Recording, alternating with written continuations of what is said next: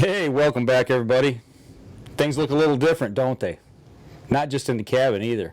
Right? all across the world, right? It's just a little different going on out there. Right. So, as always, we're going to get our shares out of the way. Out of the way. Right. Can't even talk. So, See, I'm not there and you can't talk. yeah, it's been a heck of a week, man. I am wore out. I'm tired. It's been a little stressful this week with things going on at work. So everybody knows how that goes. It's been a little crazy. So, but we'll all get through this. But tonight we're definitely gonna try to lighten things up a little bit and talk about some good stuff. So we'll see how that goes. That's right. So while we're talking here, we're going to get our shares out of the way. Yeah, I got you. Yeah, right, there we go.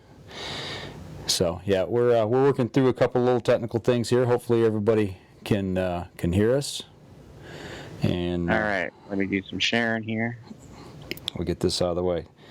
I just feel a little discombobulated, I guess. It's just not like I don't have Dan right here on my side, so. I can't make goofy. I can make goofy faces at you, but it takes 30 seconds for you to see them. Right, exactly. You can make all the goofy faces you want.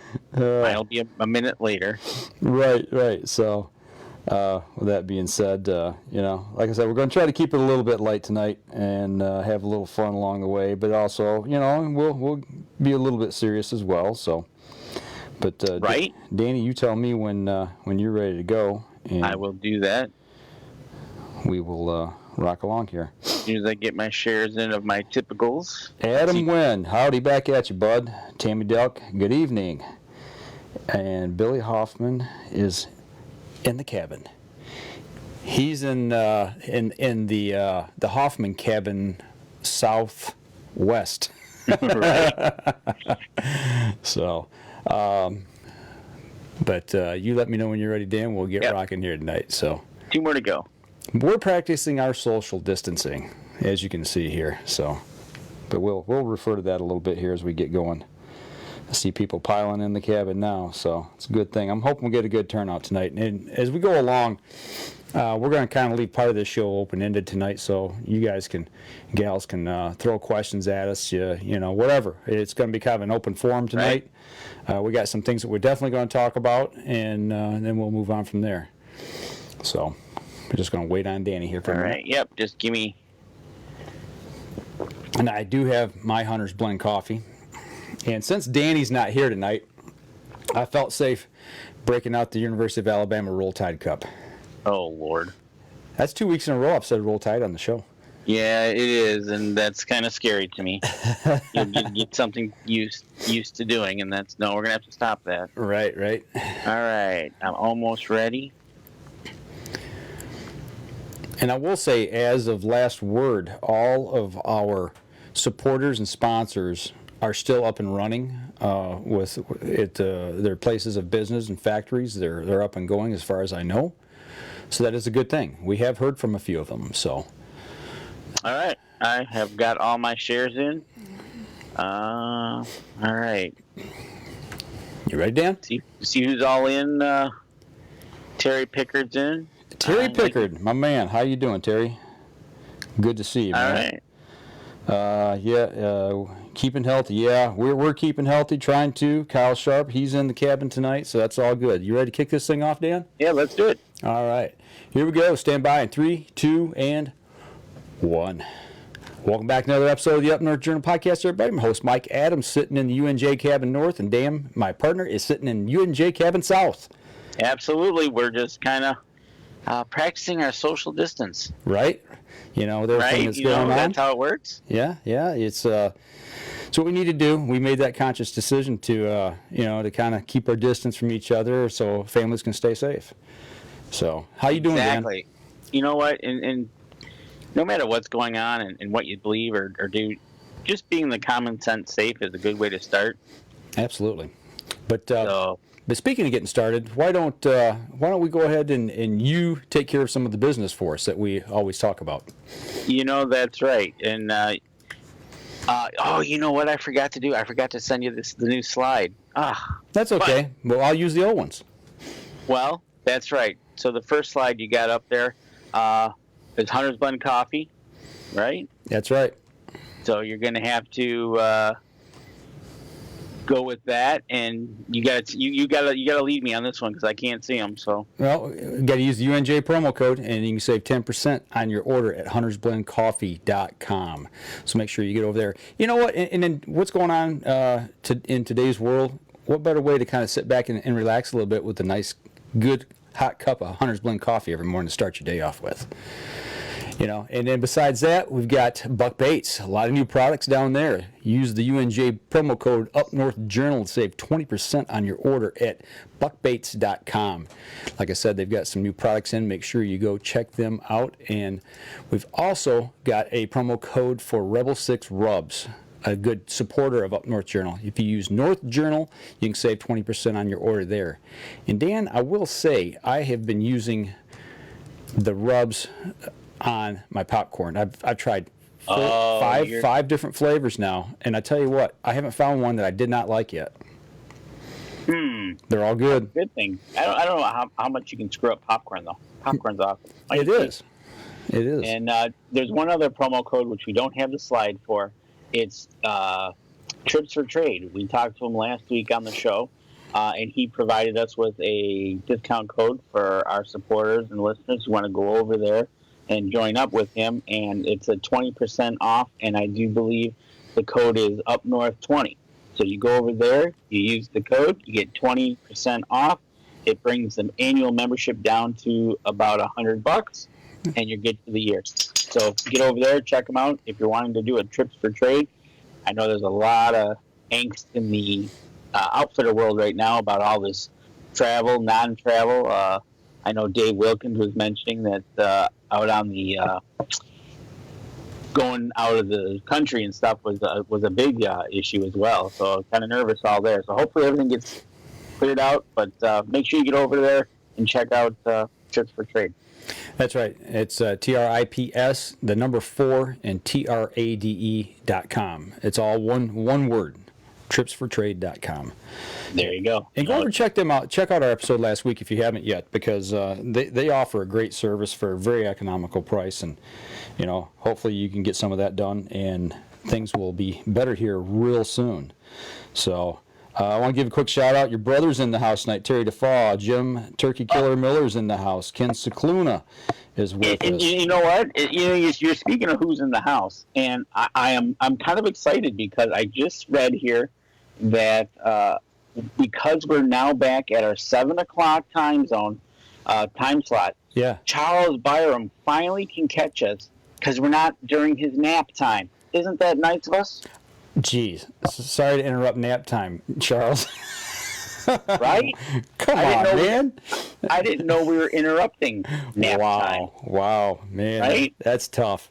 So okay, but yeah, glad you're back on with us, Charles.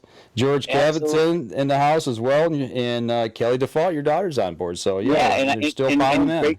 Right there, Ken Cicluna. He says he puts spicy whitetail and dragon dust on everything. Yeah, that's right. It's good stuff. So try the wild boar rub on some popcorn, and even some of the waterfowl. I forget what that one is. You know what? That's for the bird, thing. the wild bird. It's just one of those things that you got to take care of, and hopefully everything goes well. Right on. So what have you been up to, Dan? I haven't seen you since. Well, actually, I did. I saw you yesterday, and I guess let's talk about that. What are you waving at?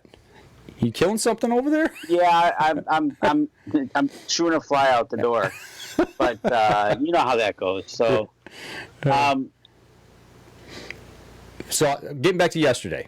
Okay, I'm playing with my mute button here, so if I go in and out, it might be no, I got you. Entertaining. I got you. So, but yesterday. Yeah, yesterday, was that not awesome? We went over to Sunrise or what? Sunrise Archery, the newest PSE dealer in the Mid-Michigan area. If you've been following us here for quite a while, you know the situation we had last year. We lost our good buddy Jim Beasley over at Spot Shooter Archery, and it was devastating to the whole community. But another archery shop here locally that did not have PSE picked up that line, so we now have a brand new PSE dealer right here in our back door, in that Sunrise Archery, and we are so glad to have it's them. Awesome. Yeah, it's going to be awesome having a shop right here in our backyard, carrying PSE, and look forward to doing some work with them. So hopefully it's going to be a good long relationship, and I expect nothing but great things. So you got a cool shop too. Oh yeah, you know what? I've never been in there, and I was pleasantly surprised at what was in there. So. Yeah, it's the boot section they got there. They got that whole room full of boots and footwear, and for hunters that's key. It's huge. So exactly. It's nice to have some options here locally that we can go and take a look at some stuff, but also get our bows worked on and pick up gear and all that kind of stuff. So, and actually they're located right smack dab halfway between your house and mine. Exactly, which is pretty awesome. Oh, my light went out. Hold on 1 second. 1 second. Gotta turn my light back on. I tell you what, man. See what happens? I let this guy out of the cabin, and all of a sudden he is just... Yeah, I'm going to bring his mic down while he's throwing stuff around there. But I tell you what, you let this guy out of the cabin one day, and all heck breaks loose. He's knocking stuff over, shooting flies out of his room, hitting the mic button. But yet and still, he likes to blame me for when I turn his mic off. I tell you what. Well, I guess I'll carry the show here until he gets his lights back on. He needs to pay his power bill. But, speaking of Ken Cicluna, I seen that he was out posting some photos. He's been out doing some fishing today, and him and Charles, I know we're talking back and forth, and Charles Byram over there in Iowa, got a little snow in Iowa, so I don't know if them fish will be biting just yet for you over there. But some good things coming here for Ken. He was excited. I talked to him on the phone today for quite a while, and he was amped up, ready to go. Got his rod and reels out, went out with a buddy. He was practicing social distancing as well. He was at one end of the boat, and his buddy was at the other end of the boat, and they got out on the water. So, and I guess that's the key right now to doing all this, is we just need to make sure that we practice social distancing. And I know when Danny and I, when we went over to the shop yesterday, that was one of the things that I was really worried about. And I told him, I said, we got to well, wait a minute, here he is, he's back. There you are, Dan. Yeah, did you get the power turned back on? Yes, I did. Lights are back on. Good. I was just telling everybody how we were social distancing yesterday at the shop. Oh yeah, you know what, and you know what, we started off social distancing so well, but then they started getting busy. They did. Yeah, people coming in, getting their bows worked on, looking at new bows. So, picking up gear. They were pretty busy over there. And I guess, getting into the show tonight, that's kind of what we kind of wanted to talk about. And speaking of that, I do have a poll that I'm going to publish right now. And it's, if you had free time this week, are you using it to get outside and do anything outside? Yes, got to get outside, or every chance I get, or no, I don't want the COVID, so vote now. We want to know what everybody's doing. Well, I see Ron Howard did a little shed hunting today. Yeah. My brother says as we get older, naps are important. Right. That's my brother for you. He's old. Well, I've been outside pretty much all week. Today I didn't get outside. I don't know. I guess I'm feeling the confines of the house right now. I didn't have any energy today. I just blah. Spent a lot of time working here in the cabin, trying to get things ready for tonight's show, rearranging some stuff, and making sure that we were able to do what we needed to do. By the way, you need to tilt your camera up just a little bit, bud. Oh, hold on. Where am I? Let me get my... He's still rearranging his cabin. I must have hit my screen on the way out. So, but okay. So yeah, get back to the social distancing thing. We got over there. I didn't even park next to Danny. I didn't want my Jeep catching the COVID from his Chevy, so I separated one whole parking spot. You did. You did a nice, fine job of social distancing. And you even opened the door for me. Nope. Yeah, I did. Yeah. I let you in, and I didn't touch anything in the store. I kept my arms folded under my armpits, and we talked and walked around and checked stuff out.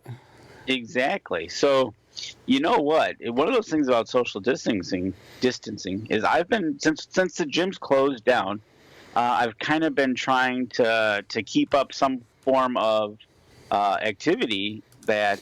So I decided I used Google Maps and I figured out 5 miles. Okay. Where can I go? And it's a 5-mile walk. Well, back up just a little bit. When's the last time you were at the gym? I got the picture up of your last visit to the gym. What night was this? By the way, the sky was beautiful. Oh my gosh, that was last week. Was that Saturday? I want to say Monday, or maybe it's Sunday. May have been Sunday night. It wasn't Monday because they shut them down Monday. So then it was Sunday. Sunday night I was in there at about 8 o'clock, and that's when I was walking out. It was just about then. And that's right, because I got over there at 8:30. You had actually just left, I think, and then I I took this picture when I was sitting there, and there was nobody in there. I mean, with me there might have been 10 people at most. How was it when you were there? That's probably about right. It was about 10 people, and it was eerily weird in a way. Yeah, but I said it was good because I could actually work out and not have to worry about getting, being able to not get on a machine or anything like that. It was nice. You could get your workout done and get out of there. Yeah, exactly. And I went in and I sprayed the machinery down first. Yep. And then I did my workout and then sprayed it again. So I was very comfortable with what, everything that they use there, and they clean that place pretty regularly anyway. So I wasn't really worried about socially being there and others. Right. So it was nice. But like you said, I think there was probably maybe 10 people in there, maybe a little bit more when I left. Right. So it was you and I, we talked about this last week a little bit just between you and me, there was some concern, but at that point, everything didn't blow up, it didn't really start lighting up in the United States until really Monday-ish, then Tuesday it really hit the fan, so. Yeah, and Pedro de Emporo, he actually hit me up on Facebook that night, and after I posted that picture, he's like, Bud, he said, I don't know if you're seeing what's going on over here in Spain, he said, but you need to take this serious and stay out of the gyms. And actually, that was our last night. They closed them down and on Monday, and all the places, dining rooms, gyms, anything that could hold people basically has been shut down to just the drive-throughs. So yeah. My daughter, she's still working. She works at a fast food place, but it's drive-through only. They shut down their dining room, and the bars are shut down. Restaurants are shut down. What's kind of going on at your work? I mean, I know you're working from home. You don't have to say who you're working for, but I mean, right.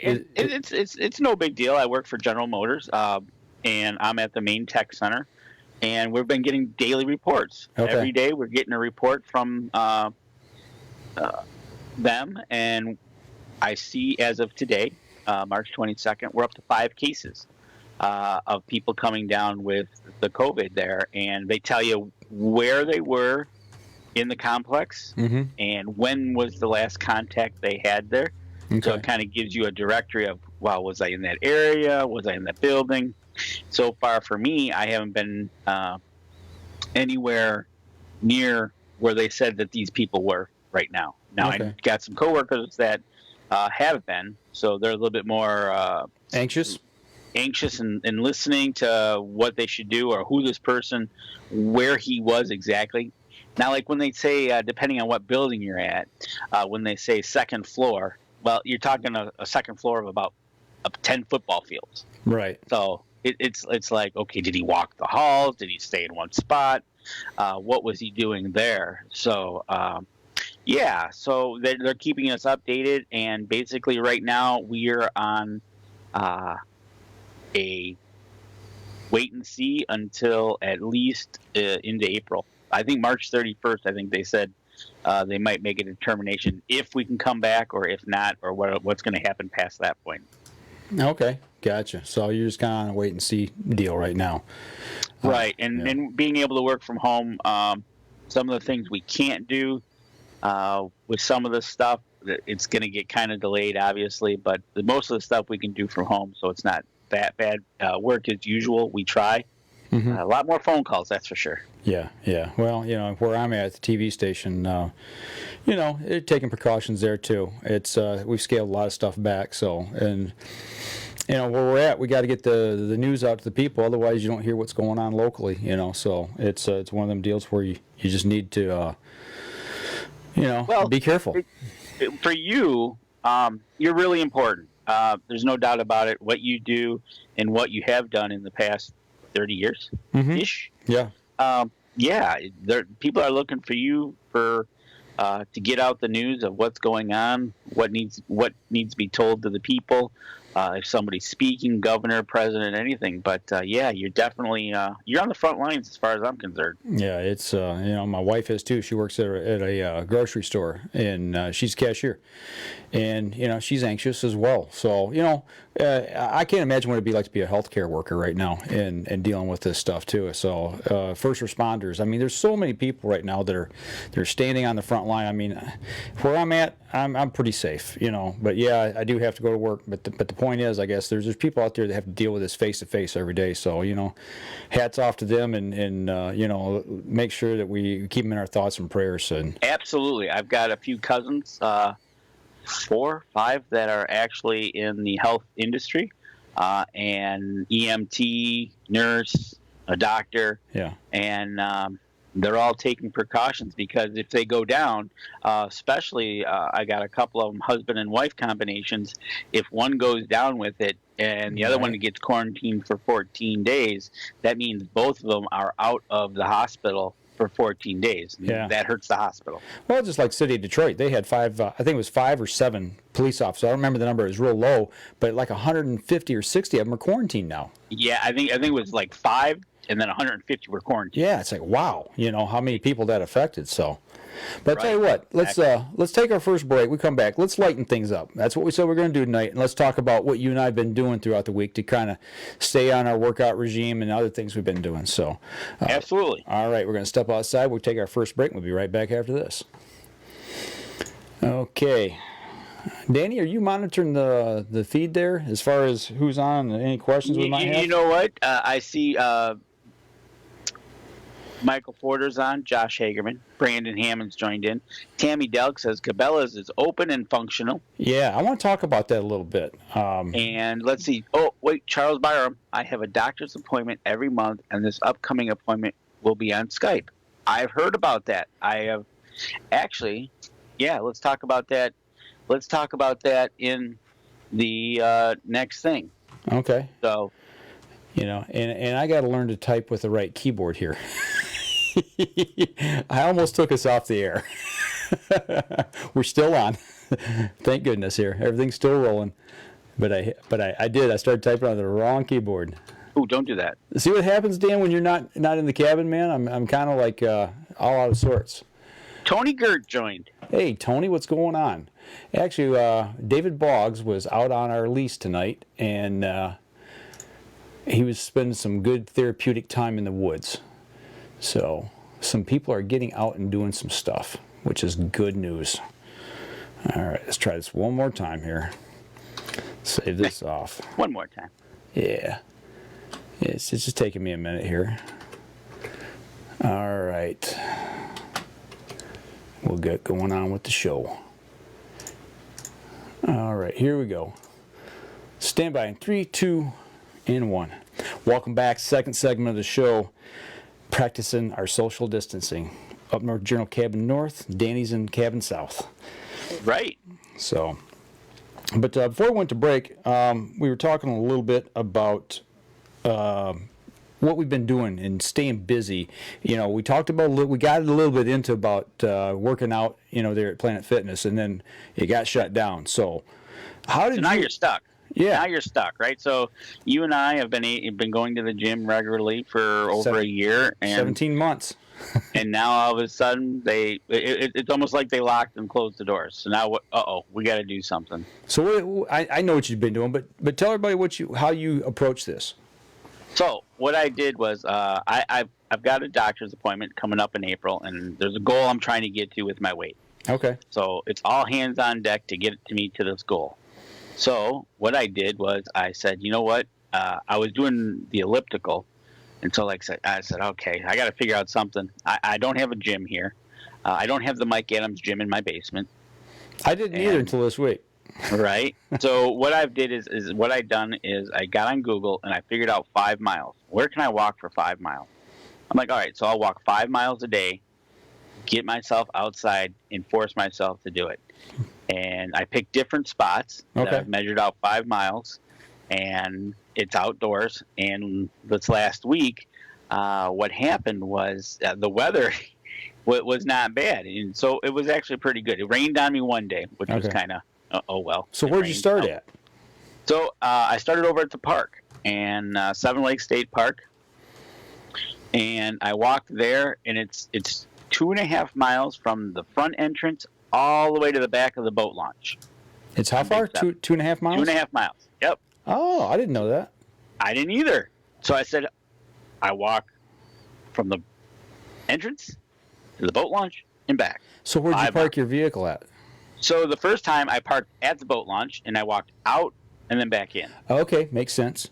Yep. And then the last couple times I've parked right at the entrance there where we park when we're over there hunting. Okay, over there by the little guard shack. Yep. Okay. And then from there, I've walked all the way to the back, all the way to the road, and back to the car. So it gets me about 5 miles a day. It takes me about 2.5 hours, or 2 hours. 2 hours. Okay. About 50 minutes each way. Okay.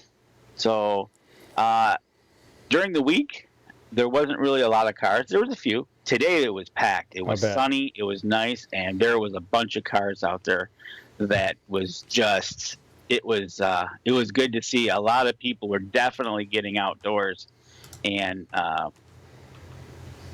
taking advantage of the beautiful weather out there, whether they were walking, biking, hiking. I saw a couple boats. I saw Ken post that he was messing with his rods and reels, and there was 2 boats that were putting in. So I don't know if they're fishing or they're just doing a trial run. I don't know. Gotcha. But, yeah, so it's been a little different, but you got to do it if you got goals. Yeah. Well, what's this picture I got up here of the dirt road? What's that all about? So that's a dirt road. Did you go digging for mud or what? I could have, really. Actually, that was another 5-mile trek I did. The first one was at the park. A couple of times I've been to the park now. That's 5 miles. Okay. Another one I figured out, a 5-mile trek, was to go to the store. So I walked all the way to the store. Okay. I was picking up some dairy creamer for my coffee, Hunter's Blend coffee, matter of fact. Right. And walking home. And that equaled just about 5 miles, maybe a little bit less. But I made sure, and I was just outside, walking around, making sure I was outdoors. And that's back on the back roads of walking on the dirt road. And when you do that, obviously, there's no sidewalks, so you just got to be cognizant of what you're doing, how you're walking, where you're walking, because, yeah. When the cars come by, splash. Well, that's it too, right? I was looking. There was no mud puddles, and actually, on the picture that you did show of the dirt road, if you're looking that way and you look to the left, you're looking at Seven Lakes State Park. Looking to the left there. Yeah. Okay. Wait a minute. No, to the right. The cattails are on the right-hand side. It's on the right. It's whatever that way is. Okay. That's the state park. Yeah, I remember that big cattail swamp because I always looked at that on a map, and I tried to figure out a way to get to the back side to hunt that, and it's just too wet. Right, exactly. Well, right now, I've been thinking about walking through the woods myself, but I noticed right there at the entrance to the park where you can kind of see into the woods, there's a lot of water sitting in the woods right now. Yeah, there is. When I took Ben squirrel hunting, we haven't talked about that part yet. I took him squirrel hunting a couple weeks ago, and my grandson for the first time, our first trip out in the woods. And we'll save that and talk maybe next week a little more on it. But when we were there was water in that section of woods there. You know, where, like I said, where we used to park to go into the woods to turkey hunt. Yep. It wasn't flooded, but you had to maneuver around. You know, there was some holes of water there, and of course he wanted to step in every one of them. Being a 3.5-year-old kid, he's like, "I want to walk in the water, Papa." All right, knock yourself out, but you get your boots wet, you're done. Right.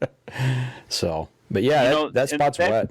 That's the thing, and you're worried about COVID and everything, but also you got to be worried. Not worried, but just make sure when you're out walking through the woods or anything, you're going to get to the mud. Make sure you're dressed properly. It was a little cool, but not hot. Yeah. So What about this time of year we've had a mild winter, and a lot of people are starting to worry about ticks too. We talked about that last week a little bit.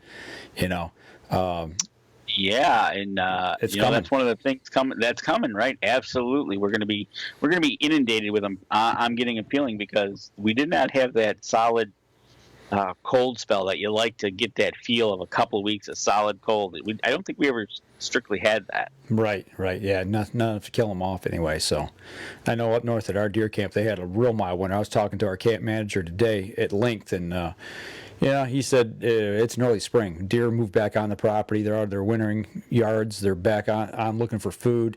He did some frost seeding actually yesterday. Nice. Yeah, they frost seeded all but 2 fields, so everything's ready to go. Hopefully we get a good green up and it takes off. So. Well, that's what you can. You hope that you get that hot cold. Get those seeds in there, that moisture. Get you a good green up come a month from now. Yeah, we were talking on the phone actually, and the big lake out in front there of camp. He was watching, and there was geese on the water. The lake was probably about a third to halfway open, and they were right there against the ice shelf. And all of a sudden, a big flock of mallards come in and scattered them. Mallards weren't practicing good social distancing. So oh, geez, that's not nice of them. They take the geese off. They went right in the middle of that flock, and away they went. So I did see ducks. The mallards are out there. I did see geese as well. So they're around as well. They're not nesting though, so it's okay to walk by the geese. Yeah, not yet. I mean, they're not nesting yet, but when they do, watch out. That's right. When you see them nesting and stuff, they get a little bit anxious if you get a little close. Well, it's interesting. You're talking about getting out and seeing animals out on your walks and stuff. Yesterday, I went out to shoot my bow, and I was upstairs looking out the back window. I was up there getting, I don't know what I was getting something. I can't remember what it was. Maybe in my pants or something that I was going to wear outside to shoot with. And I looked out the window. There's 11 turkeys in the backfield. And they're about halfway to the house, between the woodlot and the house. So I could see them pretty good. And all of a sudden, 2 does come tearing out of the woodlot. And I'm like, man, I wonder if a coyote's chasing them. So I kind of waited and watched. They didn't practice good social distancing either. They tore right through the flock of turkeys, busted them up. They came in the field behind my house, circled around down by the water, and they scattered off 2... the ribeye in the sky. What are they? Sandhill cranes. Sandhill cranes. So they weren't through them, so they weren't practicing good social distancing with them either. And then they ran in the field next to my house, and across the dirt road they went. So, and I haven't seen those either. Sandhill cranes over there. That's surprising. Now that you mention it, usually there's a few of them over there. They're all over here. I've got it. Every time I turn around, I hear them or I see them. I mean, there's dozens of them in this area around here. So, but then I went out to shoot my bow. I watched the birds. They crossed out of the field onto the next field over through a tree line, and then I saw this big squirrel hopping across the field. So it was nice getting outside and seeing some animals. It's not just getting outside and getting fresh air, but seeing animals. And that's the thing, Here we are. We're worried about what's going on. We're all up in arms, and we got to stay away from each other, and all this, that, and the other, and worried about the economy. Animals are just doing what animals do. They're carrying on. They are. They literally are getting into the spring swing, the things that are going to be going on for them, and whether they're turkeys getting into the strut or their deer starting to rebound off the winter. Mm-hmm. You've got the sandhill cranes returning from the south, ducks, geese coming back. Yeah, it's starting to the woods is starting to become alive again. Yeah, it's nice, and I tell you what, I really think for a mental relief or a mental rejuvenation for us right now. I mean, for us hunters, we are always waiting for this time of year because we want to get outside and we want to see these animals and get ready for turkey season and start prepping our woods for the deer hunt in the fall and all that. But I think just everybody across the board right now, if you can get outside and get to the park, get to your local park or go to some state land somewhere. And right now is a great time because I heard the state of Michigan, they have actually they're not going to enforce the Michigan passport sticker you need to get into the parks. They're opening it up for everybody during this crisis. Nice. That's a great way to do it. And I mean, it's like if they're not going to do that, by all means, get into that park, get some walking in, check out the outdoors. It's a great time to get outdoors. The snow's gone. Yeah, absolutely. So get out and there I and think enjoy the it. weather this week is not going to be that bad. 50s, I think. Yeah, high 40s, low 50s for the next couple of weeks, actually. So, yeah, spring is coming, and it's coming fast. So, before you know it, we'll be cutting grass. Oh, great. I don't want to deal with that. I don't want to deal with that either. Actually, I got a mole in my backyard. I actually thought about running the trap line. I got this mole has totally destroyed our backyard. And Really? yeah, he's going to get put in a witness relocation program really quick. Because if I get a hold of him, he will be relocated, but he may not survive the trip. No, I don't think he would. So, but I tell you what, let's go ahead. We'll take our next break here. Take our second break. We come back. I'll kind of run down a few of the things I've been doing, and we'll carry on. So Yeah, let's do that. And congratulations, Tammy Duck. I see she got her 2020 fishing license today, so she's ready for the new year. Yeah, that's what she says there. all right, good deal. And actually, I want to talk a little bit about that here in just. We'll talk about that coming back first. Denny Steiner's in the house too. Hey, Denny, and a buddy I work with, Tony Zyra. Hey, what's going on, Tony? So I tell you what, we're gonna step outside. We'll take our next break. We'll be right back after this. All right, and while you do that, I'm gonna let my dogs out. All right. For those of you on the live stream, you got some questions, comments, whatever, throw them our way, and we'll do our best to answer along the way here. Hopefully, everybody's hanging with us and enjoying what's left of the weekend. So I don't think I've ever had Danny have to let a dog out on an episode before. So this is all new. Actually, let's just we'll do this here. Oh, he just got back. You let him out already. All right. Yep, I'm back. All right. That was not me whining at the door, by the way. Sure. If you say so. Right? Okay. How's that we doing? It's good stuff. All right. You all set? Yep. All right. Here we go. 3, 2, 1. Welcome back. Third segment of the show. Still practicing some good social distancing. We are. We're trying to do our best here, and trying to take precautions that everybody should just take common sense precautions. I got my hand sanitizer here, so I got that here in the cabin. So yeah, that's a precaution I'm taking. I got my Oz Radial 400B ozone unit here, so we can destroy some germs. Got mine. We can get rid of. You got your hand sanitizer. There you go. So There. use an ozone generator to get rid of mold, bacteria, and viruses. So it'll help you along the way if you've got one of them fired up. If not, go over to scentlock.com and check them out. Click on And I see my tabs. brother was out towards Lansing, it looks like, and he saw some big groups of sandhills and turkeys. A lot of turkeys over there in that area. Over there in Eaton and Ingham County, over in there, they're covered up in birds. Yeah, they are. They got a ton of birds over there. But, And even Tony Gertz said you should be preparing to plant the lease. Oh, preparing to plant the lease. All right. Well, that means I got to get ready here. As long as they don't put travel restrictions on, I'm looking forward to going to Indiana. I want to get this stuff behind me so I can get out and do some stuff. I want to get in the woods. You know? Right, absolutely. There's I know a friend of mine. He went up to the UP this weekend, and so that's really social distancing. Right. From what I read on Facebook, the last mile of the wintered trail, he had to walk it. They got the sled stuck and everything. They had like 4 feet of snow or something. It's that bad, huh?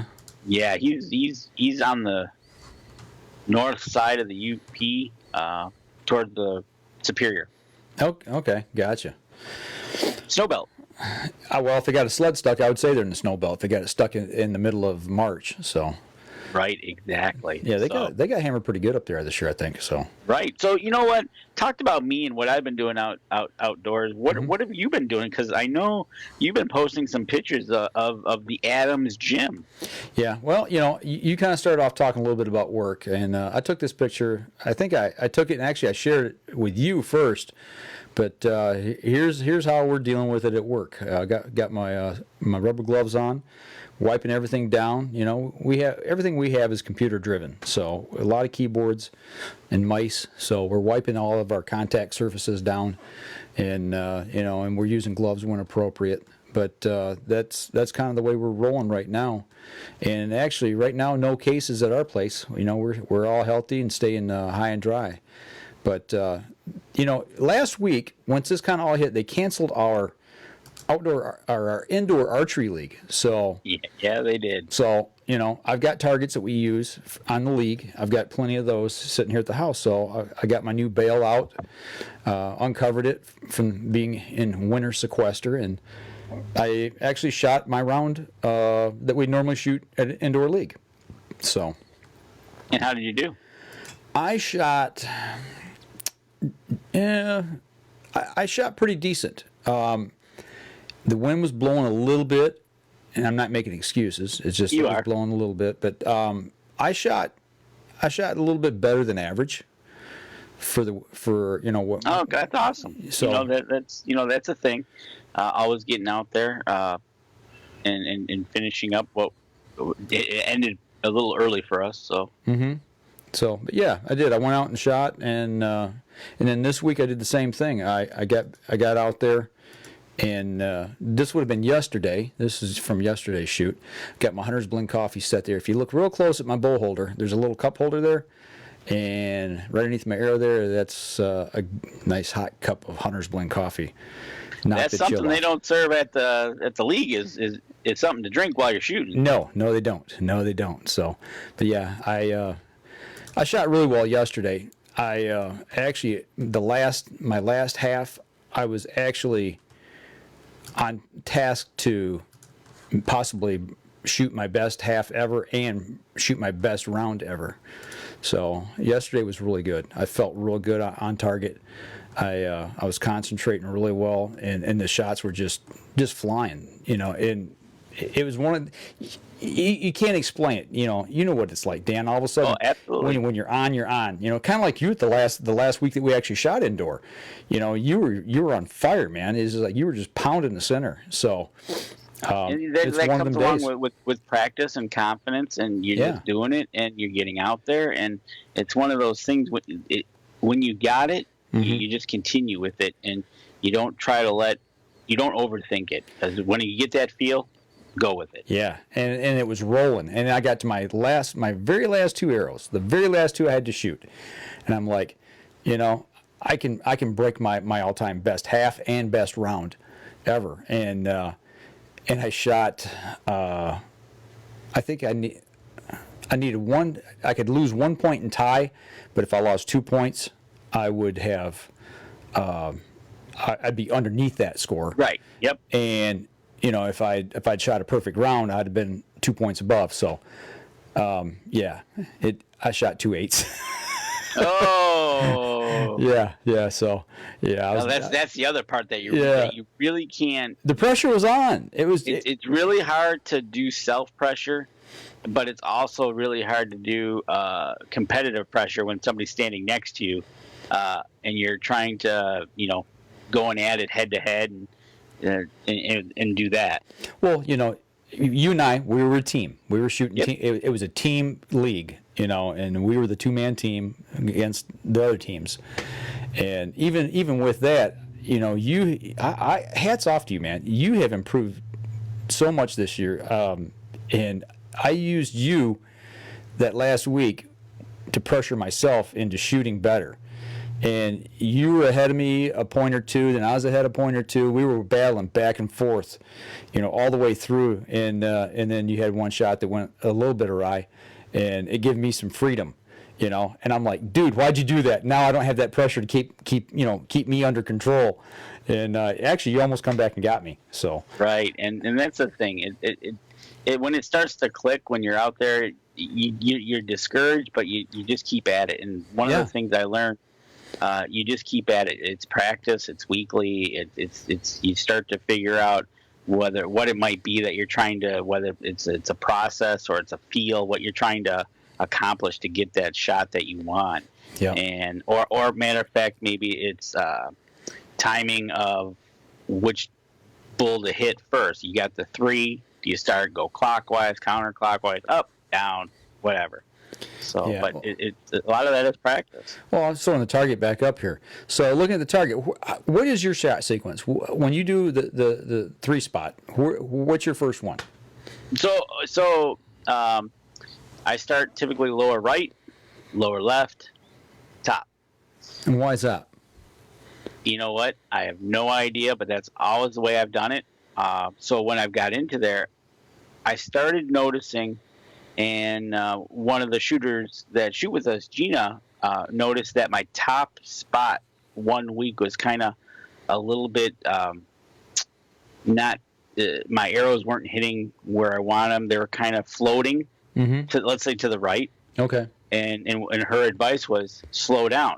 That you're going in your sequence, but when you get to that last one, you're just hurrying up to get the round done. And so I concentrated on that to make sure that take my time and make sure the last shot at my top bull was taking my time. And I think that helped a lot.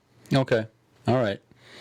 Well, my sequence, I start at the top and I shoot the top, then I come down to the lower left, then the lower right.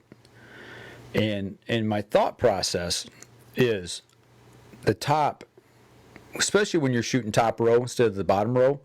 And what we mean by that, for those of you who may not know, when you put your target on the wall, half the shooters put them on the top row, and then right underneath them targets is another row, and you're either shooting top or bottom for the first half, and then you flip your target to the opposite spot for the second half. So when we're on the top, shooting at the top line, that top target is up there. So I feel like I'm forcing to get up and into that target. Does that make sense?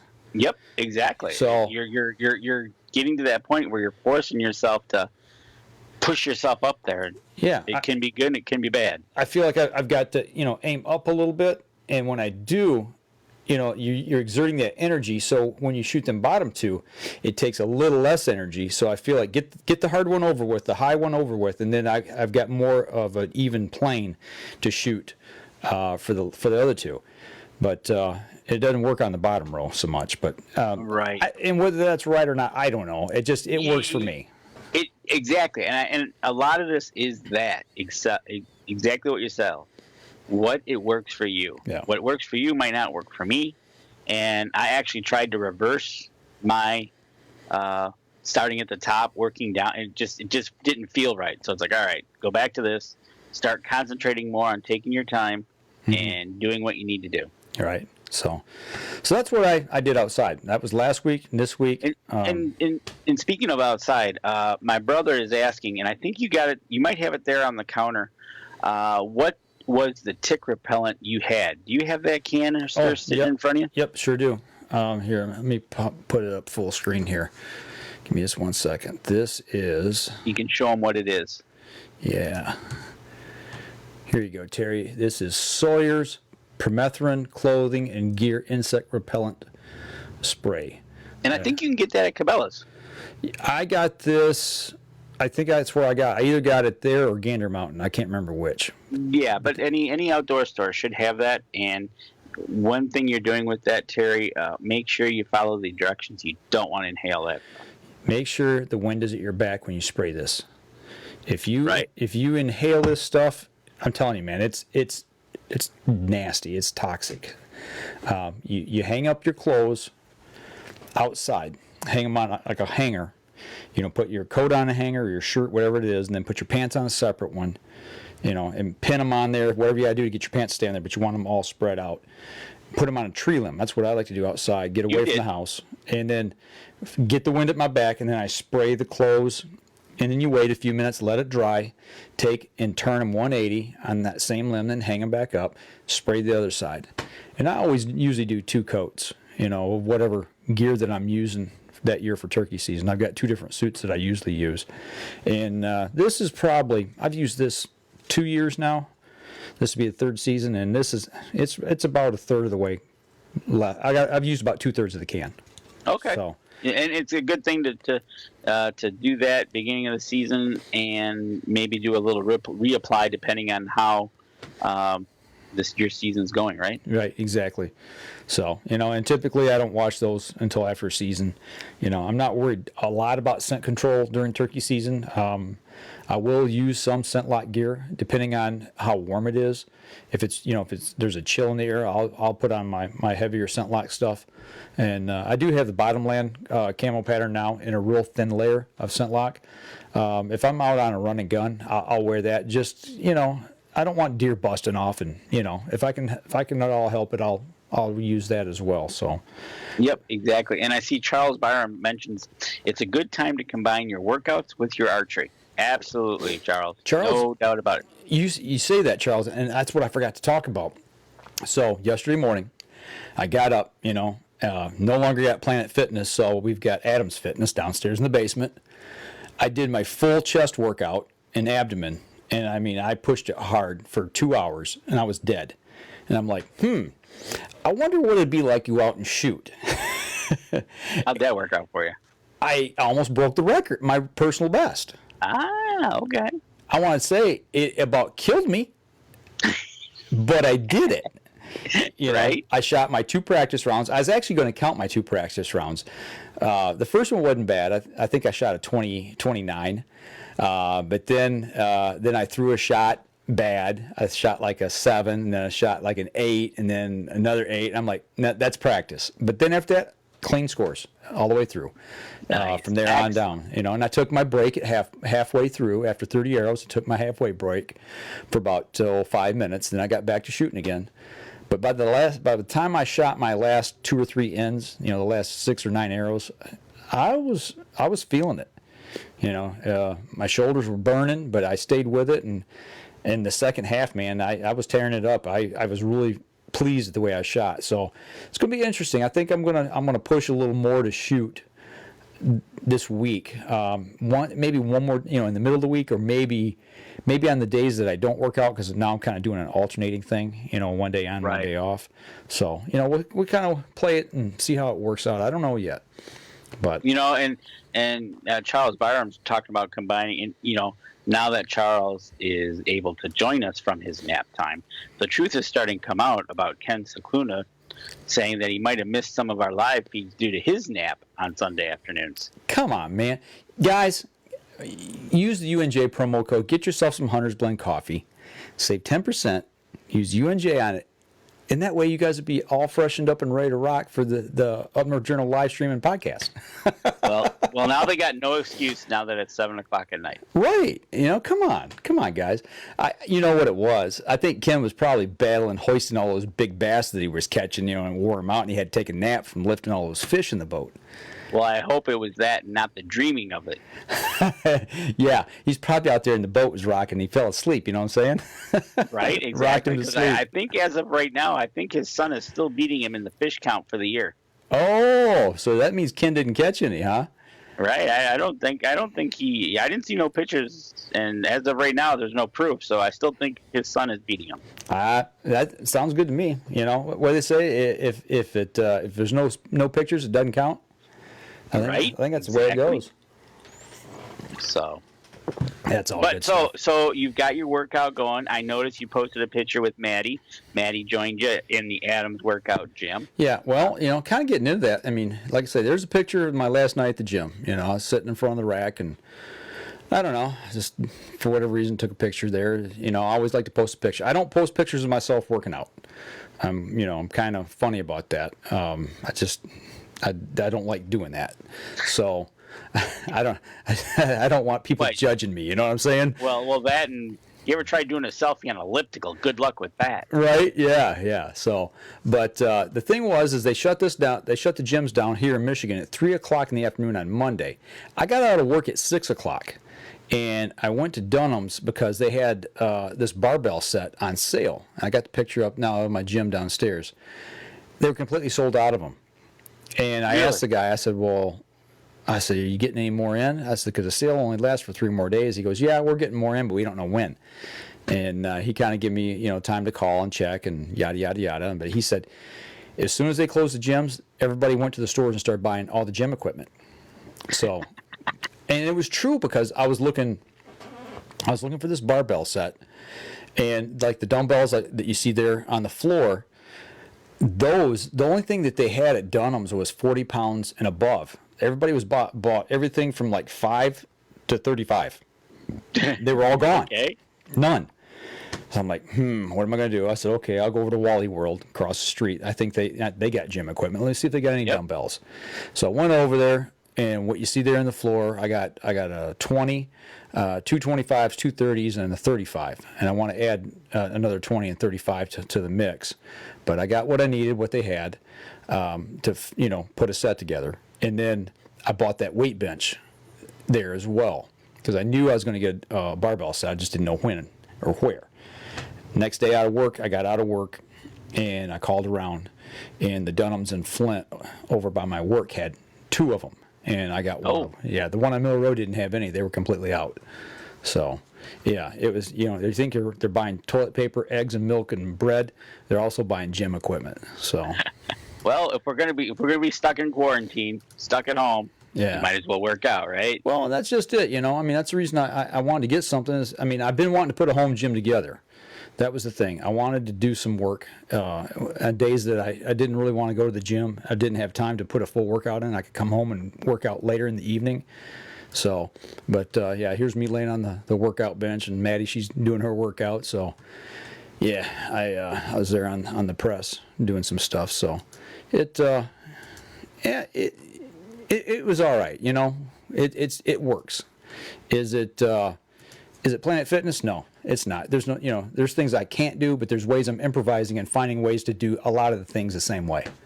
Right, exactly, and that's the thing we got to do. We got to learn to improvise and make things work. Just like when you're out hunting, or you're out in the outdoors, and something happens, and you got to improvise. Whether whatever it might be, you figure out a way to change it up and make it work. Absolutely. So, hey, I tell you what, we're running a little long here on this segment. We'll go ahead. Let's take our last break. Come back. If y'all got any questions, we want to hear from everybody out there, that's on the live stream. What are you guys doing to get outside? What are some of the things that you're doing a little different? How is this affecting you as far as being able to get out and do what you like to do? So, we'd like to share some of the tips that you have as well of improvising and getting out and doing what you want to do. So we're going to step outside, and we'll be right back after this. And for those of you on the live feed, this is our last segment. So you get some questions in. We want to hear, like Mike said, from you guys, what's happening out there. I know Ron Moses, he has been traveling everywhere because he's a truck driver. Yeah. Thank you very much for getting that stuff. Absolutely. That's one I didn't mention was the truck drivers. They're busting it out there, man. And they're seriously busting it. And he was actually I think he was New Jersey when he went to pick up the coffee this week, and he took a picture of the highway, which he said is totally normally jammed packed, and I think there was another truck in the picture at the time, but he was kind of happy about that. No traffic makes his job just a little bit safer and goes faster. Yeah, well, they've pulled a lot of restrictions off. I think I think that he said were thinking about, or they did allow them to run without logs, having to fill a logbook out, and they were letting them run a little overweight, so that way they pulled the frost laws off the roads, so these guys can get shipments across the country and into the stores and into the hospitals and everything where they need to be. So absolutely. So shout out to the big truckers, man. They're making America move, and if it wasn't for you guys keeping that going, we wouldn't be able to have stuff, man. Right, exactly. Tony Gert, he's going to shoot some 3D this week. Nice. He's got a good place to do it too. A little bit. Yeah. Who'd have thunk? Katawi Range down there in Noblesville, Indiana, or actually they're in Strawtown, just north of Noblesville. Great range. Actually, Dan, when we went down for the Indiana Deer and Turkey Show, I drove you by there. What did you think about that place? I tell you what, just driving on the outside, it looked awesome. I mean, it looked like it's got the long ranges in there. It's outdoors. We weren't able to go indoors, but on the outside looking into the shooting range area on the outside, it looked pretty cool. Yeah. Definitely go try it. Hey, Tony, if you're still on, are you seeing an uptick in people shooting outside? Are you seeing more business at the range? Yes or no? That'd be interesting to see what you're seeing there on that side. All right, here we go. Stand by in 3, 2, 1. Welcome back. Last segment of the show. Hanging out here. I just checked the poll here. 100% of the people voted and have said that yes, the extra free time they have, they're getting outside every chance they get, and that's great to hear. I'm glad. And that's also coming out of the winter blues and being stuck indoors, and finally the weather's breaking pretty much everywhere. That gives you outdoors for that. You're not freezing, but you can get out there in the sunshine. Yeah, and also I talked with Dan Yassa from PSC this week, and I asked him about the factory. I said, what's going on out there with all this stuff going on? He said, man, the factory is just full up and running. He said they are cranking it out. So there's no excuse to not get some gear. If you're looking for gear, they've got it. Yep, and actually there was 2 posts. One was what they were doing to make sure to be safe with this COVID going on in the plant and everything. And then our buddy Bobby posted the kits that were actually, I think they were some of the Dudley bows getting ready. The kits with all the parts in each kit was getting ready to be assembled. He says that so they're pushing them out. Yeah, they are, and actually. Sunrise Archery is getting some of the Dudley bows in. So I don't know when they're going to get their shipment in, but when we talked to them yesterday, they're going to have them here in the mid-Michigan area here in Fenton. So yeah, you want to get your hands on one, they get in, get over and shoot them. Maybe when he gets one in, maybe we'll go over there, do a live feed over there from him. My brother's asking, what are you thinking of planting down in Indiana? Don't know. We had a lot of seed left over from last year, and I don't even know what we had. It's been a year. Tony, if you're still online there, let us know what David's got in mind. I know David Boggs had our seed setting back, and that's what we're going to plant this year. So, but I may have to let those guys do it. If they put restrictions on, travel restrictions, then I'm stuck here, and that's. Yep, you'll be stuck here with everybody else. Yeah, and I hope they don't do that. I hope everybody's sensible and they stay at home. There's no sense in getting out and if you don't need to, don't push it. I told my dad's 75, and he's going to the store every 3 or 4 days getting what he needs. I said, Dad, find somebody there in the community, like one of our cousins down there that's younger. I said, when they go to the store, have them pick up what you need. There's no sense in you getting out and getting into these stores. Stay at home. Why do I can picture his answer to you. I can hear it in my head how he would tell you what he would say. Yep. Yeah, you don't want to. Right? Can't say it on the show. Exactly, right? No, he's being sensible. He's not going to church. He's not going. We've got a cousin that's in a facility right now. He's got cancer, and he can't go see him. Right. They've shut them down. So. Well, that's a lot of it is with the older folks, whether they're in homes or what's going on, they're not allowing them in the building, so they have to visit via the window. Right. Yeah. It's and Tony Gertz, matter of fact, his comment back at us about the trails being open using the 3D trail, and he says that Dudley bow shoots really nice. Yeah, that's an NXT 33, isn't it not? Isn't that the Evo NXT 33 with the Dudley trim package on it? Yes. The extras. So I do believe so. I know when you and I shot that, and actually we just dropped that video last week about the NXT 33 when we were down at ATA. And Danny, did that bow not shoot nice or what? I mean, that bow really blew me away. It shot really nice. So it's a really nice shoot, really nice bow in the hand shooter. Absolutely. So, like I said, get over. And actually, they've got the 33, don't they, over at Sunrise? They have a 31, 33, 35. And 35, yeah, that's right. They got all three. They got all three of the NXTs, and he's waiting on the Dudleys and the Carbons. It'll be a few weeks. So, check them out. And for the youngsters, I think I saw a couple mini burners there too, if I'm not mistaken. There was when we did the live drop. We were in front of the fireplace, and there was a couple mini burners sitting right there, waiting for some youngster to come and check them out. So there's no excuse. Get out to the range, your local ranges, and shoot outside. It's that's what they're encouraging people to do. Just practice social distancing. You don't have to cram up together on a line. Stay 6 feet apart. and shoot. Get outside, get some fresh air. Get or like outside. Tony said, that he's got the 3D trail open. Go out and shoot your 3D courses. Spend some time outside. Get out in the woods and walk, what have you. So, but absolutely, just get out, just be outdoors, man. It's a great time of the year. The woods is waking up. Things are becoming alive. Is it a little wet? Yep, but wear your boots. Yeah, right on. So, hey, I want to get your take on something. Okay. Today I was watching, and our governor from the state of Michigan was on a national news channel. There's no sense in saying which one. It doesn't matter.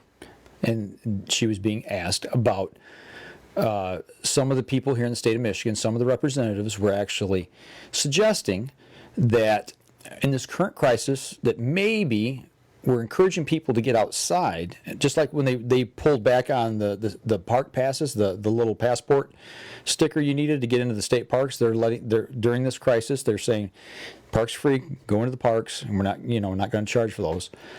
They were actually suggesting also that maybe hunting and fishing licenses right now, they should maybe pull back on them and pull the fees off of those. What do you think about that?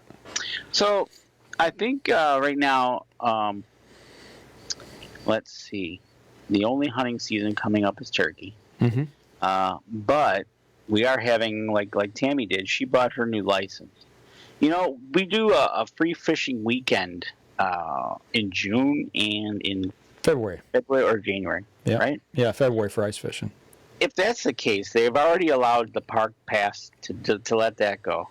I don't see why they just couldn't say extend the fishing, free fishing weekends for the weekends and just, let them go for a month or two or a month, maybe say, I'm just going to guess, let's just say till June 1 and just say, hey, between now and June 1, you're good.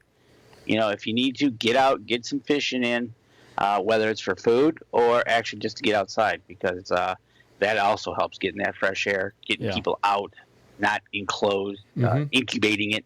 So I would see something like that. I don't know if I would start looking into like the down the fall hunting licenses or anything like that. Turkey, I think we're still really good because that's really towards the end of April, late April, May. Right. So I think we should hold that for now. But I think the fishing license, we could definitely do something with that to help people either get outdoors or if they need to get out and fish if they need it for food. Yeah, I'm kind of that same mindset. If we just opened it up and anybody could get a turkey license, well, we know what that could cause. Turkeys here in the state of Michigan are highly regulated. They're micromanaged in areas. And I think they could do some damage if they just opened it up and just give free license out. I don't think that's the answer. Fishing, though, I'm much like you. I think, whether it goes to the 1st of May and maybe then if it's still going on, they extend it another month. But, open it up because I think what that'll do is you got to go to the store to get your license. Well, you don't. You can get them online. But generally speaking, most people are going to go to their local outdoor store to get their license, and they'll buy maybe some new line for a rod and reel, and if they don't have a rod and reel, they're going to get their kid a rod and reel, where they can go with them. They're going to buy some bait and some tackle, and it's saving people. If a father and son and maybe a mother and daughter, a family of 4 want to go, what's a fishing license now? Isn't it $28?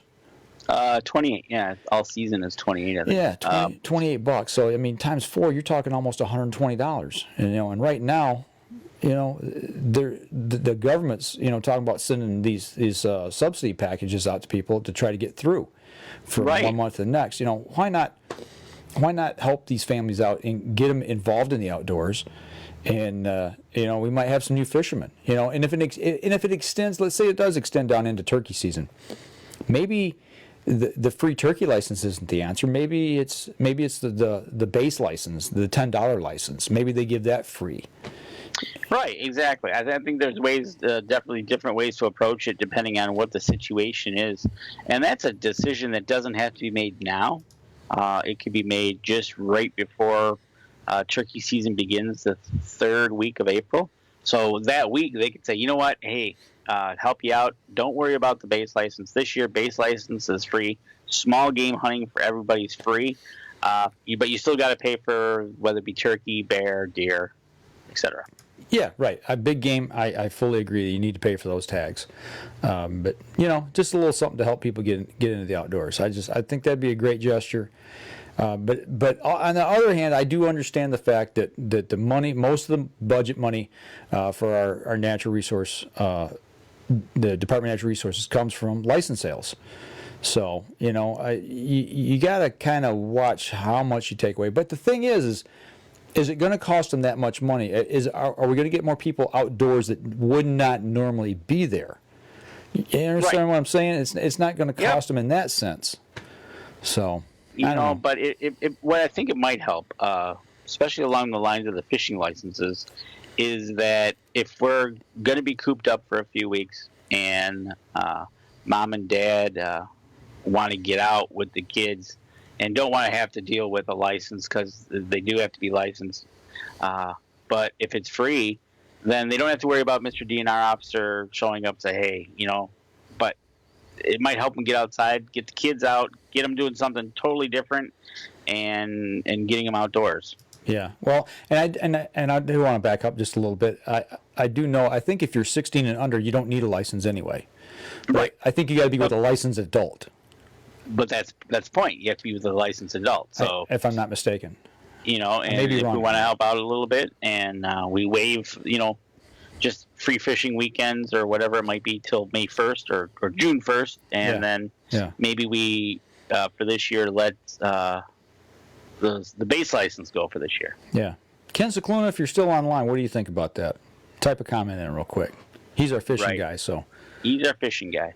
But, it's just some of the things that, that I've just been thinking about a little bit about what's been going on. So, there's just been so much negative stuff lately, but kind of wanted to keep it on an upbeat note and a little happier note this week if we could. But absolutely. And, my brother's got a comment in here, and he's asking if we have someone that could demonstrate a little bit of rod repair and maybe for a show idea. So, we'll talk about that and see who maybe we can get Ken Cicluna to find maybe that fixes rods or fixes reels. You know what? I just see Tony Gertz post on here. He says they were actually ordered to close last week. The trails are still open, so he says he's going to shoot the 3D trail. So the trails are open, but they can't have anybody there at the shop. Okay. Right. So, it's that having more than X amount of people in one spot at one time. Wow. Okay. Nice. Yeah. So now you've got the opportunity. You got new bows coming in, but you can't be open. I mean, I understand. I do. I really do understand. But it's just, it stinks, man. That's sad. It does, and that's one of the things that we just got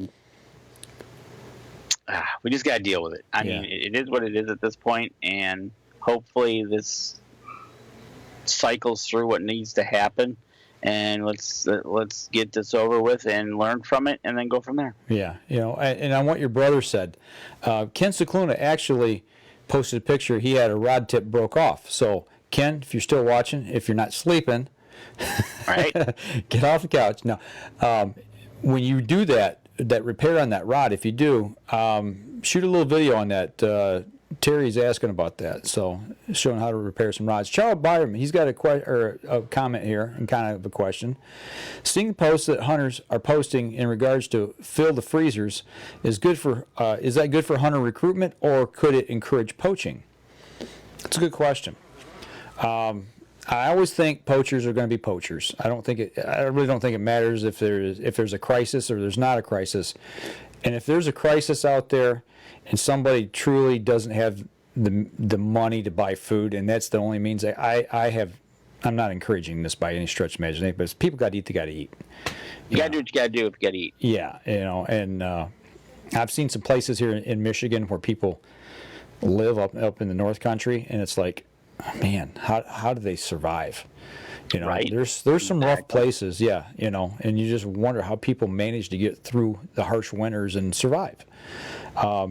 But I would hope, Charles, that it will actually increase hunter retention, or we'll start having new hunters come into the fold. But I heard an interesting take on this week, and actually I think it was over at Sunrise yesterday, Danny. We were talking about this, is getting more people involved in the outdoors. Then you hear the opposite complaint. It's like, man, I can't find a hunting spot. Everybody's on this public land and there's no place to hunt.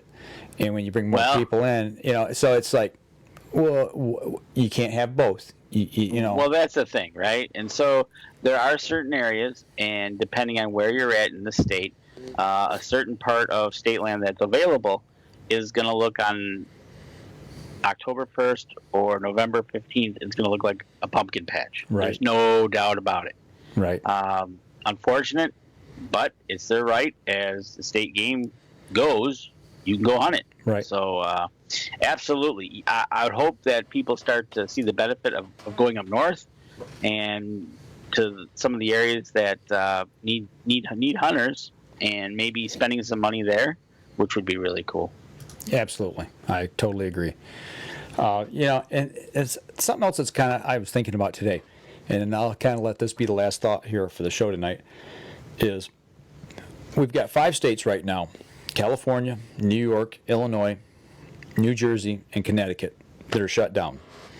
There's basically, shelter in place is what they've said. So if you live in them states and you're a hunter or a fisherman, are you allowed to go out and hunt and fish? I guess right now there's not a squirrel season's still open here in Michigan, I think, till the end of the month. But I mean, it may be rabbit season. I can't remember what's exactly open because I really don't hunt this time of year. But with that being said, can you still go out and hunt and fish, or are you not allowed to even do that? I don't know. I don't know the answer to that. I don't know the rules, and like you said, I don't know what the shelter in place means. If you say, "Hey, I'm going out to hunt," is that the same thing as saying, "Hey, I need to go to the supermarket"? And is it vice versa, or how does that work? I don't know either. And I guess the other thing would be is if you live out in the rural community, there's nobody to tell you to stay in your house, and if you've got plenty of land, it doesn't matter anyway, right? Right, exactly. I would guess, So yep. The problem we got is traveling to our property. And that's one of the things. For instance, you and I get together, we head up north and say, "Hey, we're going to your property." Mm-hmm. Is that, I don't know what they, we don't plan on stopping anywhere. We're planning on going to a property, which would be yours. Yeah. It's like, how would that rule? Don't know. So I know we got a friend down in Illinois, Denny Steiner. He was on earlier. I don't know if he's still on or not, but if you're on, Denny, what does that entail down there? Are you able to go out and hunt? Is that part of the restrictions that you can't go? You're not supposed to be out, doing anything recreational. Is that recreation, or is that, for some people it could be survival? I don't know. Right. So, well, I'll tell you what, let's wrap it up for the podcast portion of the show tonight. We had some good talk and good banter back and forth. And just to final thought before we sign off, and what we changed our format because of this. We were actually supposed to have an interview tonight. Yes, we were. And but because of everything going on, we decided to pull this format and kind of adhere to what's going on. So don't worry, we'll get those interviews back. They just might be pushed out a little bit. Yeah, well, actually, it was going to be Ken Cicluna tonight doing an interview. He was going to come up to the cabin, and he was going to have a pro bass fisherman on. And no, I'm not going to tell you who it was. We're going to save it. Right. Absolutely. But we did. We canceled. I think Wednesday we got on a call together, all 3 of us, and decided that this was probably the best thing to do. And we said we're going to wait on this. It's the right and responsible thing to do for everybody involved. For you and your family, me and my family, and for Ken and his family. So, and Ken, he's on the front line. He's a healthcare worker as well. Yes, so. And 2 things real quick about that. One, when we did talk to him Wednesday, he was talking about the ability not to be able to reorder some of his medical supplies, gloves and hand sanitizers. Yeah, some of the stuff he does need. And I just got an email, basically a general email from Harbor Freight, that they have each Harbor Freight, wherever they're at, has donated all their rubber gloves and stuff to the local hospitals in that area, or 24-hour emergency care place in that area.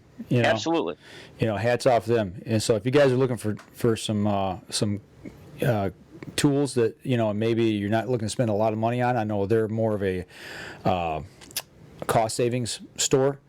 Go over and check them out. Support companies like this that do things to help us out in this time of need. Absolutely. Whether it be healthcare workers or whoever. So just remember the companies that are stepping up to the plate and helping others out, and that's the place you need to spend your dollars at. So, for those of you on the podcast, that'll do it for us this week. We will be back again next week. Good Lord willing, the creek starts to rise.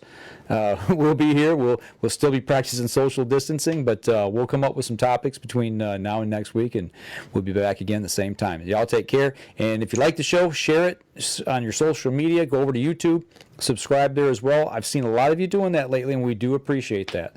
So we're just looking to build a UNJ family and share the news and with everybody else out there. Y'all take care this week, and we'll see you again next week.